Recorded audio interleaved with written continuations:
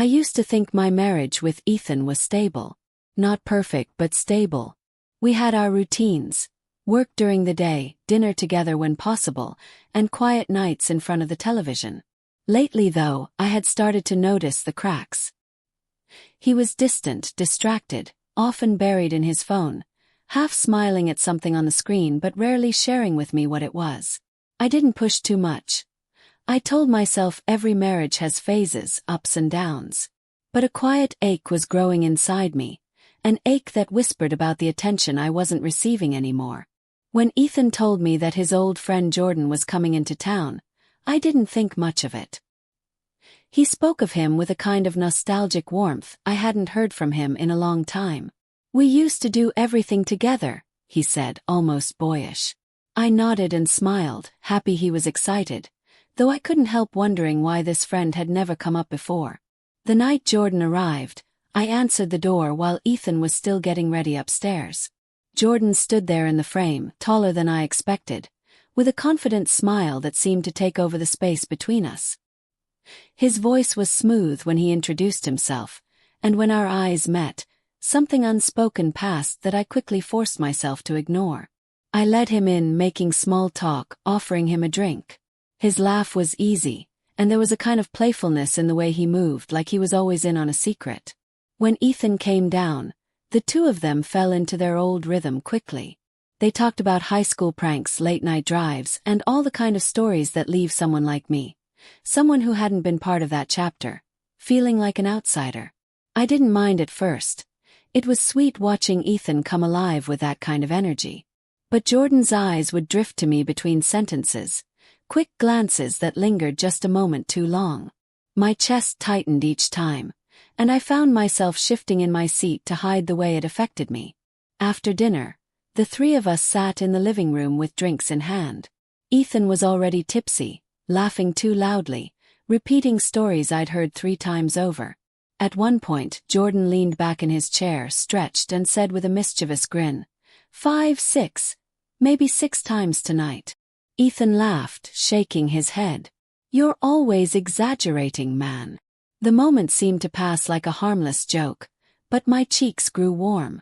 There was something about the way Jordan said it, his eyes catching mine as he did, that made me shift uncomfortably in my seat. The hours blurred. Ethan poured himself another drink and began to fade, his voice slurring, his body heavier as he slumped into the couch. I tried to encourage him to go upstairs, but he waved me off, insisting he was fine. Eventually, his eyes closed and his snores filled the room.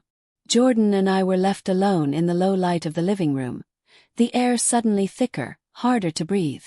I fiddled with the rim of my glass, trying to keep my eyes on the television, though I couldn't have told you what was playing.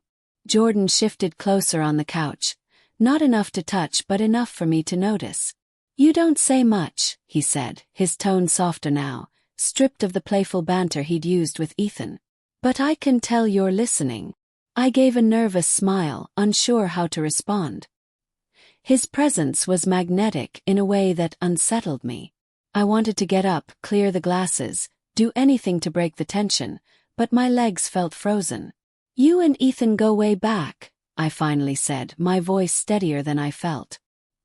He nodded, his eyes fixed on me in a way that made it hard to hold his gaze.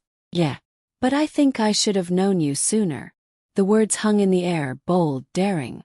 My pulse quickened, and I forced a laugh to lighten the moment, though my heart was racing. We sat there in silence for a while, the sound of Ethan's breathing upstairs like a reminder of the line I wasn't supposed to cross. Yet every minute Jordan's presence seemed to draw me further toward it. I caught myself studying his hands, the casual way he held his glass, the easy confidence of his posture. I hated myself for noticing, but I couldn't stop. When he finally stood, stretching again, I thought the moment had broken, that he was about to say goodnight and leave. Instead, he leaned down slightly, his voice low enough that only I could hear. "You should be careful," he whispered. "You blush too easily." I froze, my face burning. He smirked knowingly, then straightened and walked toward the kitchen to refill his drink. I sat there, my breath shallow, my mind spinning. The night stretched on with Ethan asleep upstairs and Jordan moving through the house as if he belonged there. And for the first time in years I felt something stir in me that I had thought was long gone. Something dangerous, something thrilling, and something I knew could change everything. I told myself I should go upstairs, crawl into bed next to Ethan, and forget the way Jordan's words had unsettled me. But my body refused to move. I sat there, caught between the steady rhythm of Ethan's snoring above and the soft clink of Jordan pouring himself another drink in the kitchen. Every sound in the house seemed louder in that silence, every second stretched and heavy. When Jordan returned, he didn't sit in the same chair. Instead, he lowered himself onto the couch beside me, close enough that I could feel the warmth radiating from him. My heart leapt into my throat, and I tried to inch back, but the cushions held me in place. "You're nervous," he said quietly, not as a question but as if he were pointing out the obvious. I laughed softly, though it sounded fragile even to my own ears. "Shouldn't I be? My husband's upstairs." The words came out sharper than I intended, meant to be a barrier.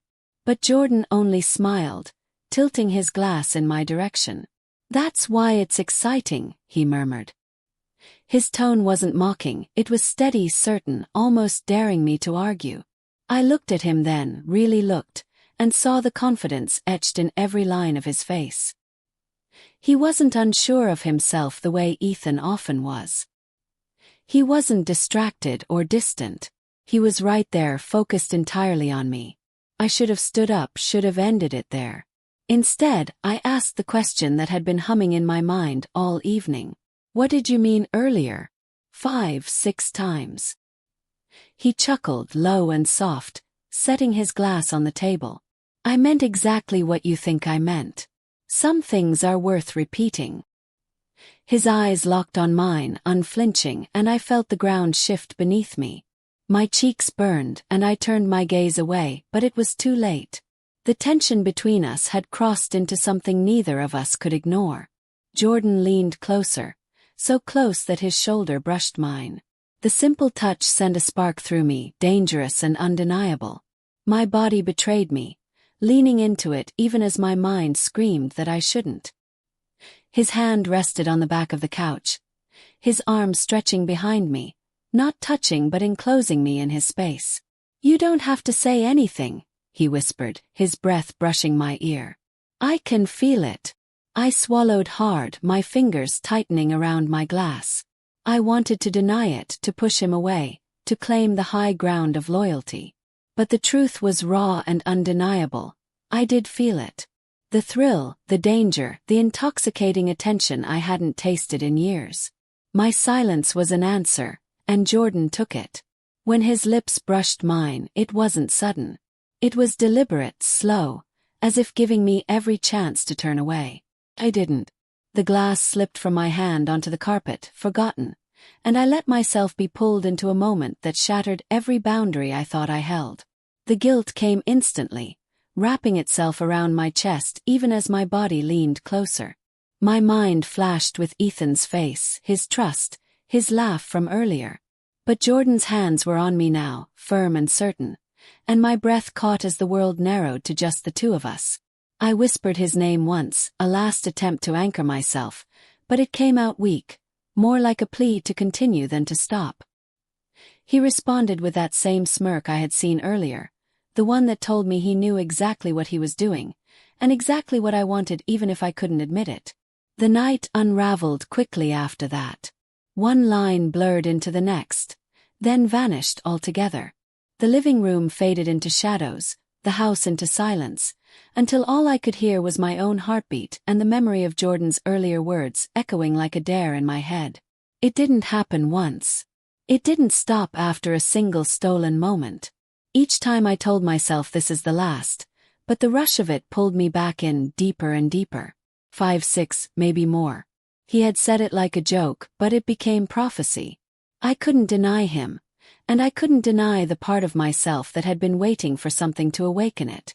By the time the clock ticked toward dawn, I was a different person. The guilt was there, sharp and heavy, but tangled with something else. An ache I couldn't quite name, a dangerous satisfaction that terrified me. Jordan lay back, his eyes glinting in the dim light, as if he knew this secret would never leave me.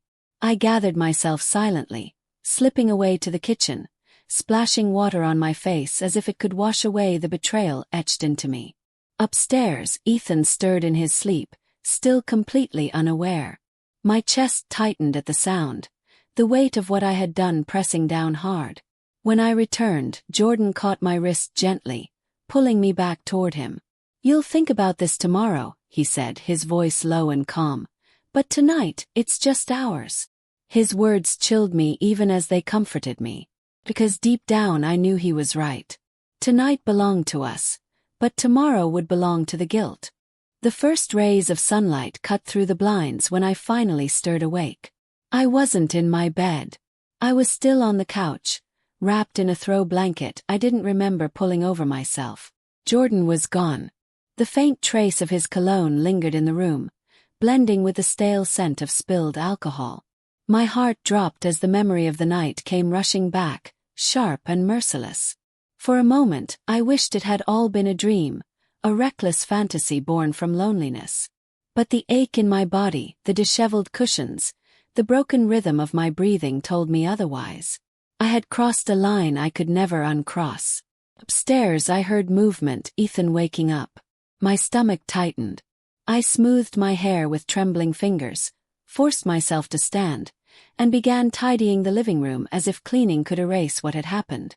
By the time Ethan appeared at the top of the stairs, stretching and rubbing his eyes, I was holding a coffee mug like it was any other morning. "Morning," he said casually, smiling. "Jordan already left." I nodded quickly, unable to trust my voice. Ethan didn't notice. He padded into the kitchen, humming under his breath, entirely at ease. Watching him in that moment was like watching a stranger. He looked at me with the same comfortable affection he always had, completely unaware of the betrayal that now stood between us. "He's still the same guy," Ethan said over his shoulder, pulling out a chair. "Feels good to catch up like that. Brings back memories." He chuckled, pouring cereal into a bowl. His back turned to me. My hands tightened around the mug, the heat searing into my palms.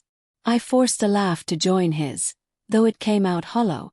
I tried to eat breakfast, but every bite felt heavy, tasteless. Ethan filled the silence with stories about the night, about Jordan's wild humor, about how good it felt to reconnect. I nodded at all the right moments, but my mind replayed flashes of what had happened when he wasn't watching. Jordan's words, his touch, his relentless smirk. It all clung to me like a shadow I couldn't shake. Later, when Ethan left for work, I sat alone at the kitchen table, staring at the untouched food. Guilt washed over me in waves. I told myself it was just one night, that it didn't mean anything. But the truth was impossible to bury. It hadn't been once.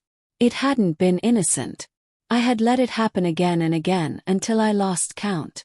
I thought about the way Jordan had looked at me before leaving, calm and certain, as if he knew I would carry this with me forever.